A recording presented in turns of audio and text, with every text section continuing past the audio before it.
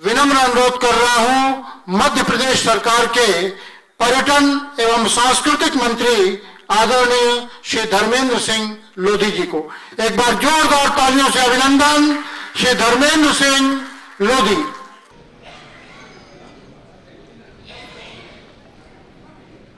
बोलिए भारत माता की। सर्वप्रथम तो मैं संपूर्ण चराचर के स्वामी बाबा विश्वनाथ जी को नमन करता हूं। मैं अभिभूत हूं कि मुझे काशी की पुण्य भूमि पर आने का सौभाग्य प्राप्त हुआ है। इसके लिए मैं सेंटर फॉर सनातन रिसर्च का आभार प्रकट करता हूं। साथियों, हम सब जानते हैं कि काशी की यह पुण्य भूमि मानव जाति के पुरुषार्थ का मूल है। धर्म, अर्थ, काम और मोक्ष की यात्रा के मार्ग काशी से ही निकलते हैं। काशी सूक्ष्म जगत और बाहरी जगत का मिलन है। काशी सीमित और असीमित का मिलन है। काशी भौतिकता और आध्यात्मिकता का समागम है।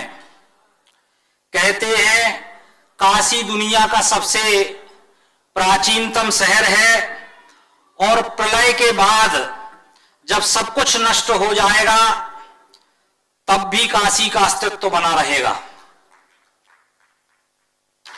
काशी केवल एक नगर नहीं, सनातन का प्रकाश पुंज है।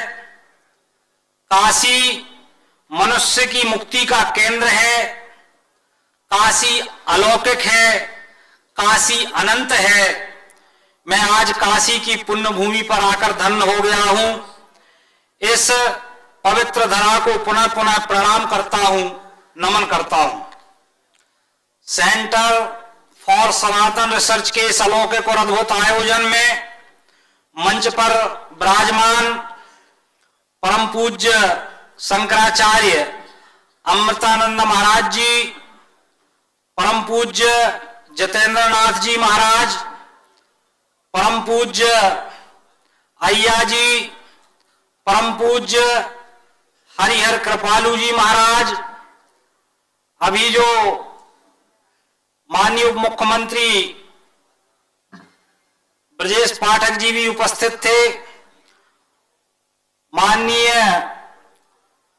श्रीमती नम्रता पाठक जी, माननीय आलोक कुमार जी अध्यक्ष विश्व हिंदू परिषद, श्री प्रकाशानंद जी, परम पूज्य महामंडलेश्वर प्रखर जी महाराज, माननीय रमन त्रिपाठी जी अध्यक्ष रिसर्च फॉर सनातन, माननीय श्री दयाशंकर मिश्र जी आयुष मंत्री, मंच पर विराजमान सभी अतिथिगण, इस सभागृह में विराजमान सभी संत महात्मागण और संपूर्ण भारतवर्ष से पधारे धर्म संस्कृति के संवाहक प्रबुद्ध जनों, मातृशक्ति, मैं मध्य प्रदेश के 8 करोड़ भाई बहनों की ओर से आप सबको प्रणाम करता हूं, नमन करता हूं। श्रीमद् भगवद गीता में कहा गया है कि ये भौतिक प्रकृति 3 गुणों से युक्त है, सतोगुण, रजोगुण और तमोगुण। जब शाश्वत आत्मा प्रकृति के संसर्ग में आती है तो वह इन 3 गुणों से बंध जाती है। सतोगुण सर्वश्रेष्ठ गुण है, मनुष्य को समस्त पापों से मुक्त करने वाला है और जीवन को आलोकित करने वाला है। यह सतोगुण मनुष्य को धर्म के मार्ग पर ले जाता है, सनातन के मार्ग पर ले जाता है। सनातन पर विमर्श करने वाले इस आयोजन में उपस्थित सभी प्रबुद्ध जन सतोगुणी हैं, धर्म के मार्ग पर चलने वाले हैं। मैं सभी को प्रणाम करता हूं, नमन करता हूं। सेंटर फॉर सनातन रिसर्च का यह आध्यात्मिक समागम शिव के 12 ज्योतिर्लिंगों और शक्ति के 51 शक्ति पीठों के महत्व को जन जन तक पहुंचाने के पुनीत उद्देश्य से किया गया है, ताकि संपूर्ण भारतवर्ष सनातनी सुगंध से पुष्पित और सुगंधित हो सके। मैं शक्ति पीठों के उदय के संबंध में अधिक चर्चा नहीं करूंगा। हम सब जानते हैं कि शिव निंदा से क्रोधित होकर शक्ति स्वरूपा देवी सती ने यज्ञ अग्नि में प्रवेश कर लिया। इस समाचार से भगवान शिव ने रौद्र रूप धारण कर लिया। तब भगवान विष्णु और ब्रह्मा ने जगत जननी मां जगदम्बा की स्तुति की और माता भगवती ने प्रसन्न होकर भगवान शिव से कहा कि मैंने आपका परित्याग नहीं किया है, आपने पति भाव से मेरा अनादर किया है, इसलिए कुछ समय तक मैं आपके साथ नहीं रहूंगी। देवी सती ने कहा कि मेरा छाया शरीर दक्ष के यज्ञ भवन में पड़ा है, उसे आप सिर पर धारण करके संपूर्ण भूमंडल पर भ्रमण करें। मेरा वह शरीर अनेक खंडों में विभक्त होकर पृथ्वी के जिन स्थानों पर गिरेगा, उन स्थानों पर पापों का नाश करने वाले महान शक्ति पीठों का उदय होगा। भगवान शिव देवी सती के छाया शरीर को सिर पर धारण कर तांडव करने लगे। शिव के तांडव से पृथ्वी पर प्रलय की स्थिति उत्पन्न हो गई।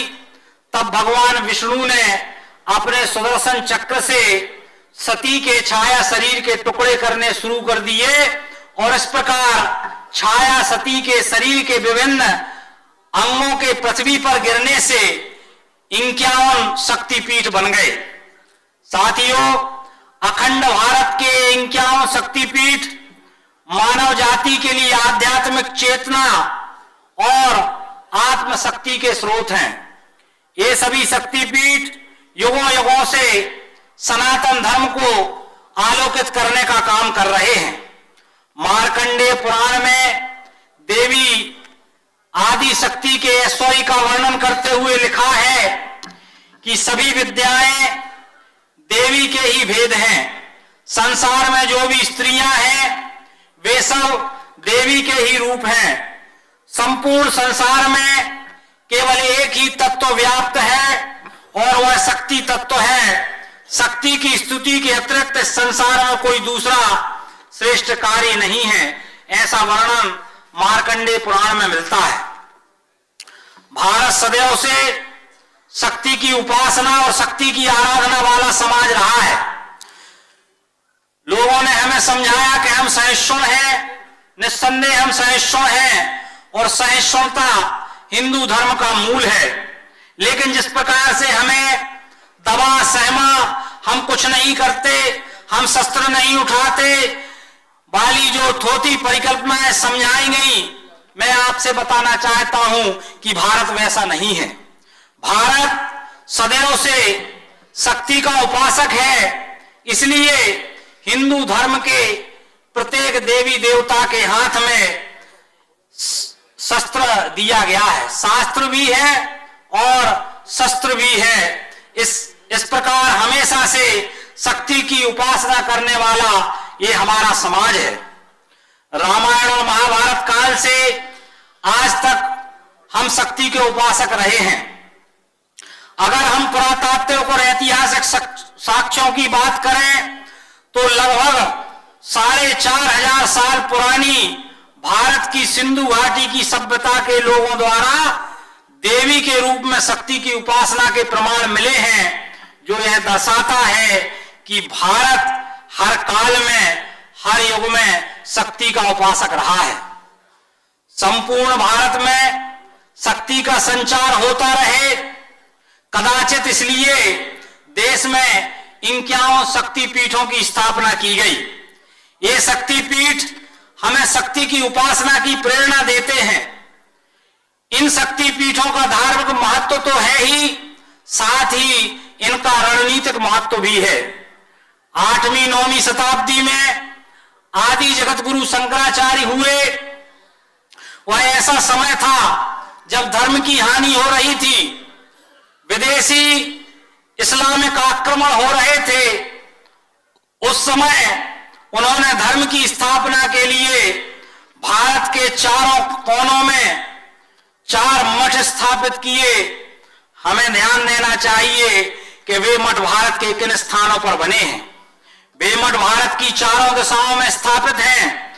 उत्तर में बद्रीनाथ, दक्षिण में रामेश्वरम, पूर्व में जगन्नाथपुरी और पश्चिम में द्वारिका। हमें समझना पड़ेगा कि चारों मठ भारत की चारों दिशाओं में क्यों स्थित है। वास्तव में यह अखंड भारत को आपस में जोड़ने का तरीका था। वास्तव में भारत को जोड़ना केवल धार्मिक रूप से ही संभव है, क्योंकि धर्म भारत की हवाओं में है, धर्म भारत की आत्मा में है। अगर भारत की आत्मा को कोई छूता है तो वह केवल धर्म ही छूता है। ऐसी स्थिति में जब हम शक्तिपीठों की बात करते हैं तो शक्तिपीठ भी भारत को जोड़ने का माध्यम है।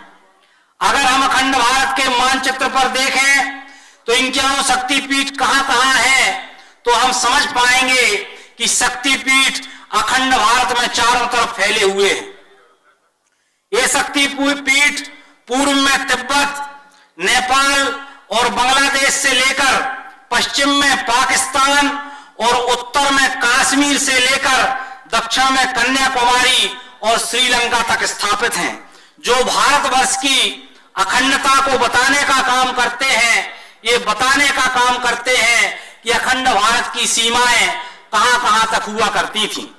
मुझे आज ये कहते हुए प्रसन्नता है कि यशस्वी प्रधानमंत्री माननीय श्री नरेंद्र मोदी जी के नेतृत्व में भारत का कद लगातार बढ़ रहा है।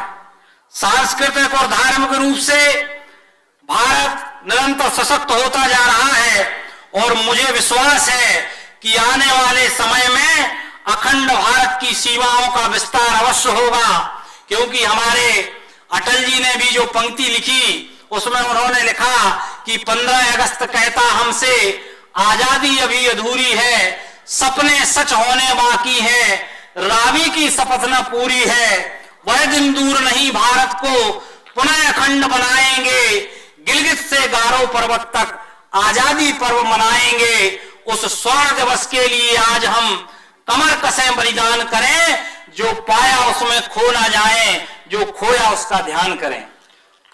साथियों, ये शक्तिपीठ कहीं ना कहीं हमको ये बताने का प्रयास करते हैं कि हमको अखंड भारत का जो स्वप्न है वो हमको आने वाले समय में पूरा करना है। आज हम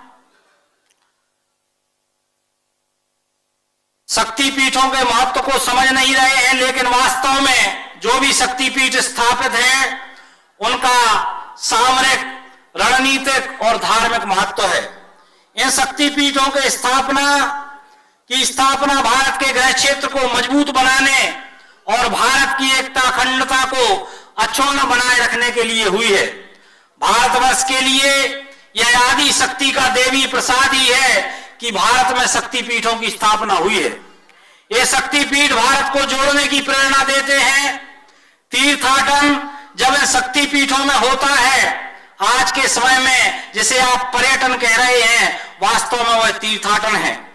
जब तीर्थाटन होता है तो व्यक्ति की समझ बढ़ती है, वह अपने देश को जानता है और इन यात्राओं से वह भारत को जानता है, भारत के प्रति उसकी समझ बढ़ती है और भारत में ऐक्य बढ़ता है, भारत की एकता बढ़ती है। इस दृष्टि से हमारे इन 11 शक्तिपीठ बहुत महत्वपूर्ण भूमिका अदा करने का काम करते हैं।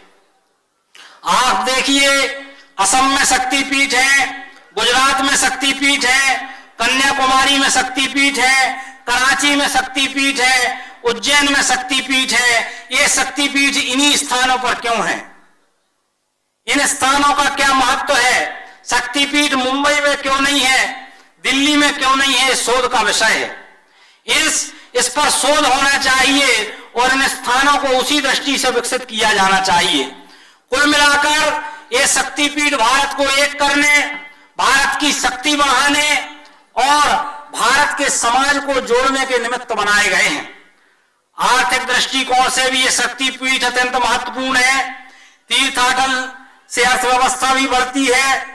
उस समय जब अर्थव्यवस्था अलग तरह से चलती थी, भारत सोने की चिड़िया था, भारत दुनिया का सबसे धनवान देश था, तब से ये शक्तिपीठ स्थापित हैं। उदाहरण के लिए ढाका का मलमल गुजरात तक पहुंच सकता था, कराची पहुंच सकता था, उज्जैन पहुंच सकता था, कन्याकुमारी पहुंच सकता था। इन शक्ति पीठों में तीर्थाटन के कारण ये सब संभव था।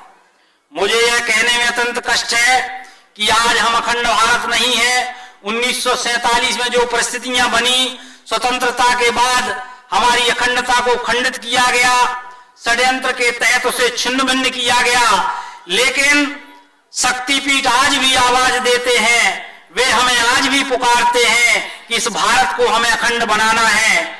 और प्रधानमंत्री नरेंद्र मोदी जी के नेतृत्व में जिस तरह देश आगे बढ़ रहा है, मुझे पूरा विश्वास है कि एक दिन अखंड भारत का स्वप्न जरूर पूरा होगा। शक्तिपीठों के महासमागम का यह भव्य आयोजन निश्चित रूप से शक्तिपीठों को जोड़कर भारत को अखंड बनाने की दिशा में महत्वपूर्ण कदम है।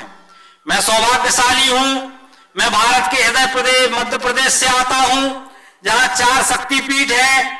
नर्मदा शक्तिपीठ अमरकंटक, अवंती शक्तिपीठ उज्जैन, काली शक्तिपीठ अमरकंटक और शारदा शक्तिपीठ मैहर। तीर्थाटन और पर्यटन के माध्यम से इन 11 शक्तिपीठों को एक सर्किट के रूप में विकसित कर इनके धार्मिक और रणनीतिक महत्व को संपूर्ण विश्व में प्रसारित करने का विचार जो इस आयोजन की मूल भावना में है, निश्चित है, प्रशंसनीय है। सनातन को सार्वकालिक बनाने का अद्वितीय कार्य है। मुझे यह बताते हुए अत्यंत प्रसन्नता है कि मध्य प्रदेश धार्मिक पर्यटन को बढ़ावा देने के लिए अनेक प्रकार के काम कर रहा है। हमारी सरकार प्रदेश में धार्मिक और सांस्कृतिक महत्व के स्थानों को चिन्हित कर 20 धार्मिक और सांस्कृतिक लोगों का निर्माण कर रही है। हमारा उद्देश्य ऐसे स्थानों पर धार्मिक तीर्थाटन को विश्व स्तरीय बनाना है। मुझे यह बताते हुए प्रसन्नता है कि हमारी सरकार शारदा शक्तिपीठ मैहर और नर्मदा शक्तिपीठ का भी विकास करके इनको लोक के रूप में विकसित करने का काम कर रही है। मेरा मानना है कि अखंड भारत में जहां जहां भी शक्तिपीठ है, उन्हें तीर्थाटन और पर्यटन की दृष्टि से विकसित किया जाना चाहिए।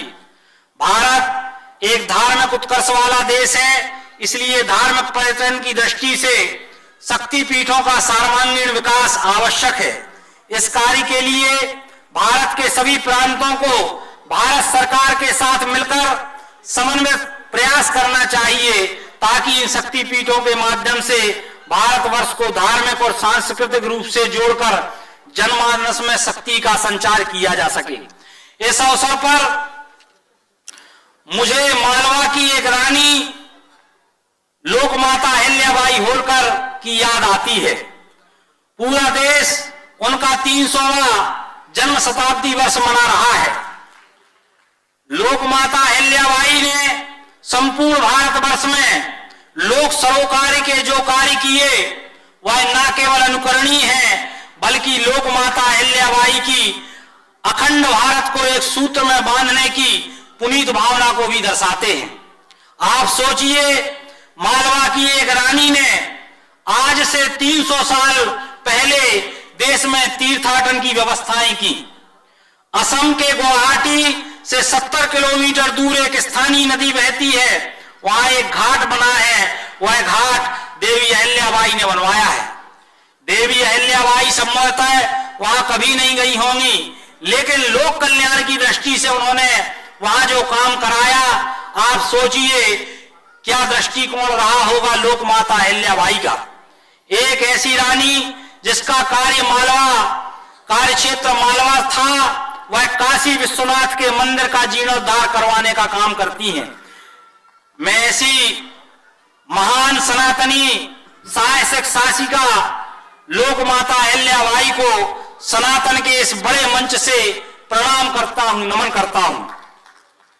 जहां तक ज्योतिर्लिंगों का प्रश्न है, इन ज्योतिर्लिंगों को हिंदू राष्ट्र का मूल माना जाना चाहिए। ये ज्योतिर्लिंग मानवीय चेतना, आध्यात्मिकता और दिव्य शक्ति के केंद्र हैं। ज्योति का अर्थ होता है प्रकाश, क्योंकि ये ज्योतिर्लिंग संपूर्ण जड़ चेतन में अपनी आध्यात्मिक चेतना को प्रकाशित करते हैं। मैं सौभाग्यशाली हूं, मैं जिस प्रदेश से आता हूं वहां जो 2 ज्योतिर्लिंग विराजमान हैं, बाबा महाकालेश्वर और ममलेश्वर। मुझे यह बताते हुए प्रसन्नता है कि मध्य प्रदेश की सरकार तीर्थाटन और पर्यटन की दृष्टि से इन ज्योतिर्लिंगों को जोड़ने का काम कर रही है, विकास का काम कर रही है। साथियों, मैं यहां आकर अपने आप को बहुत गौरवान्वित महसूस कर रहा हूं। सनातन के लिए जो प्रयास इस मंच से किए जा रहे हैं वो अद्भुत है, अविस्मरणीय है। आज हम देखते हैं, जब हम सनातन की बात करते हैं, जब हम हिंदू धर्म की बात करते हैं, तो लोग कहते हैं कि आप सांप्रदायिक हो। मैं उनसे कहना चाहता हूं, उस सनातन का संबंध सांप्रदायिकता से, उस सनातन का संबंध संकीर्णता से कैसे जोड़ा जा सकता है, जिसके प्रतिनिधि स्वामी विवेकानंद शिकागो में जाकर कहते हैं कि जो अपनी अपनी बात करते हैं वो तो कुएं के मेंढक हैं। ये हिंदू धर्म है जो कहता है चाहे किसी भी रास्ते से जाओ, पहुंचोगे उसी परमपिता परमेश्वर तक। सृष्टि के कण कण में, जर्रे जर्रे में परमपिता परमेश्वर समाया हुआ है। ये बात कोई करता है तो वह हमारा सनातन करता है, वह हमारा हिंदू धर्म करता है।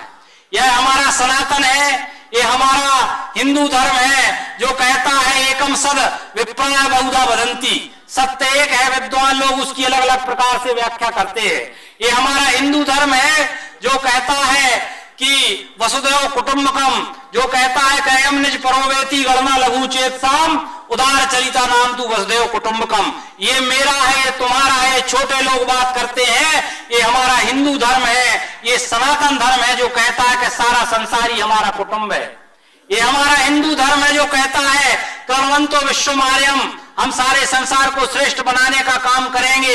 ये हमारा हिंदू धर्म है जो कहता है कि सर्वे भवन्तु सुखिनः सर्वे सन्तु निरामयाः सर्वे भद्राणि पश्यन्तु मां कश्चित् दुख भाग भवेत्। सब सुखी हो, सब निरोगी हो, सबका मंगल हो, सबका कल्याण हो। ये बात अगर कोई कहता है तो हमारा हिंदू धर्म कहता है। इसलिए स्वामी विवेकानंद कहा करते थे कि गर्व से कहो हम हिंदू हैं। वह कहा करते थे जो अपनी अपनी बात करते हैं वो तो कुएं के मेंढक हैं। ये हिंदू धर्म है जो कहता है कि सारा संसार ही हमारा कुटुंब है, सारे संसार के कल्याण की हम बात करते हैं। बहुत ज्यादा बात ना करते हुए मैं अपनी वाणी को विराम देता हूं और इन पंक्तियों के साथ विराम देता हूं कि हमें अपने गौरवशाली इतिहास को जानने की जरूरत है। किसी ने बहुत अच्छा लिखा है कि जिस हिंदू ने नभ में जाकर नक्षत्रों को दी है संज्ञा, जिस हिंदू ने नभ में जाकर नक्षत्रों को दी है संज्ञा, जिसने हिमगिरी का वक्ष चीर भू को दी है पावन गंगा, जिसने सागर की छाती पर पाषाणों को तैराया है, जिसने वर्तमान की पीड़ा को हर इतिहास बनाया है, जिसके आर्यों ने घोष किया कर्मवंतो विश्वमार्यम का, जिसका गौरव कम कर न सकी रावण की स्वर्णमयी लंका, जिसके यज्ञों का एक हव्य 100 पुत्रों का जनक रहा, जिसके आंगन भयाक्रांत धनपति बरसाता कनक रहा, जिसके पावन वनिष्ठ तन की रचना तन दे दधीचि ने की, राघव ने वन वन भटक भटक जिस तन में प्राण प्रतिष्ठा की, जौहर कुंडों में कूद कूद सतियों ने जिसे दिया सत्व, गुरुओं गुरुपुत्रों ने जिसमें चिर बलिदानी भर दिया तत्व, वह शाश्वत हिंदू जीवन क्या स्मरणीय मात्र रह जाएगा। इसकी पावन गंगा का जल क्या नालों में बह जाएगा, इसके गंगाधर शिव शंकर क्या ले समाधि सो जाएंगे, इसके पुष्कर इसके प्रयाग क्या गर्त मात्र हो जाएंगे। यदि तुम ऐसा नहीं चाहते तो फिर तुमको जगना होगा, हिंदू राष्ट्र का बिगुल बजाकर दानव दल को दलना होगा। पुनः आप सबने मुझे यहां बुलाया, विचार व्यक्त करने का अवसर दिया, इसके लिए आप सबको मैं मध्य प्रदेश संस्कृति मंत्री धर्मेंद्र लोधी, आप सबको दोनों हाथ जोड़कर प्रणाम करता हूं, नमन करता हूं। बहुत बहुत धन्यवाद।